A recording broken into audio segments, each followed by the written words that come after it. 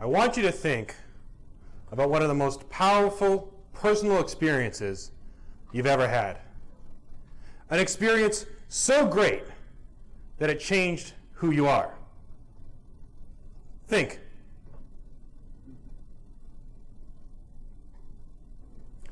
Do you remember how that event changed your entire perspective on life? Do you recall how when that happened, all that you learned just poured into your very being? Madam Toastmaster, fellow Toastmasters, honored guests, in 1998, I took a journey that made me a better leader, an engaged citizen, and made me the man I am today. Ladies and gentlemen, I joined a fraternity. I know what some of you are thinking. This boy joined a fraternity. That means he did a lot of hazing and drinking, and his friends, he paid for them. And of course, he went to all those crazy toga parties. That's far from the truth, to be honest, because I rarely drank in college. My fraternity never laid a hand on me. My best friends were not in my fraternity. Although I gotta admit, I had a pretty awesome toga. Attitudes like that are not surprising, though. If you watch the media, all you hear about are the tragedies and the hijinks. And all the positives, all the great things that Greek letter organizations do are just a muttered mess of scattered news reports that come out. You don't hear about the millions of dollars that we raise for charity every year. More importantly, hardly a mention about the thousands upon thousands of hours of community service that happen every year that strengthen the very neighborhoods and communities that Greek letter organizations exist in. Don't hear about that either.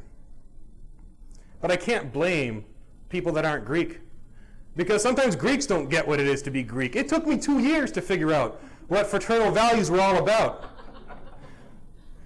It happened in 2000.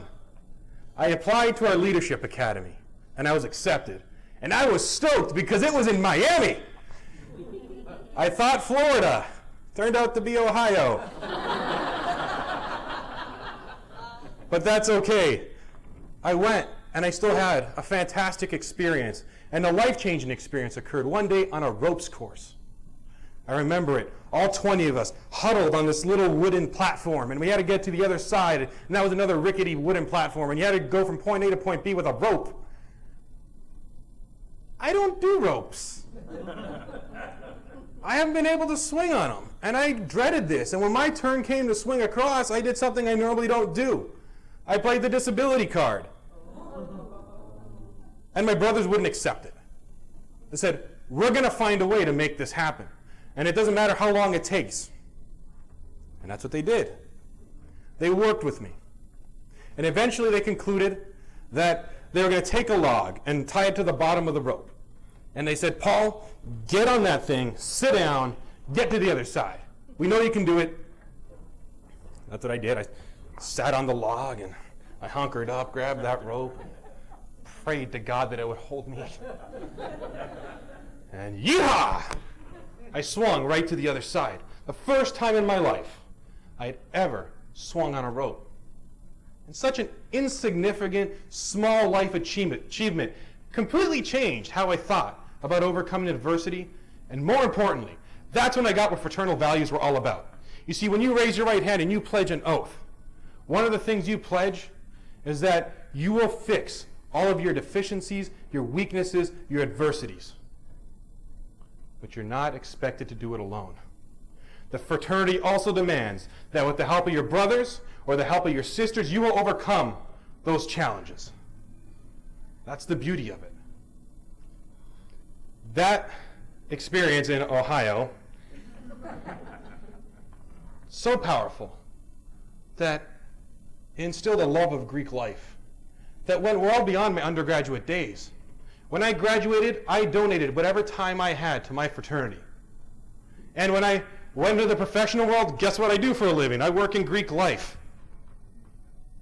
Because I want to keep giving back.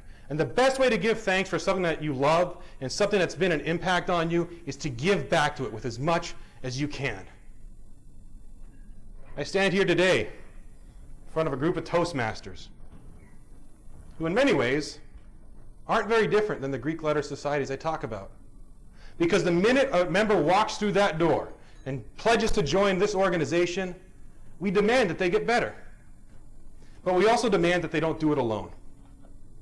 And so my challenge to everybody in this room is this. What will you do to give back?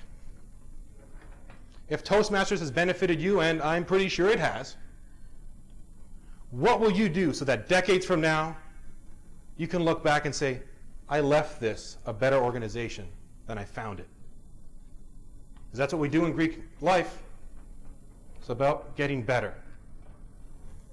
That's why I go around talking about fraternal values. That's why if someone asks me, what's the beauty of Greek life? I say this. It's an instant recipe for success. Think about it. Take the student government, mix that up with philanthropy, campus intramurals. I want you to add networking, a lifetime of friendships, and memories. You mix that all together. You cook it up. And what do you get? You get one of the best and most holistic experience a college student can ever have. Ladies and gentlemen, what you get is a fraternity. Madam Toastmaster.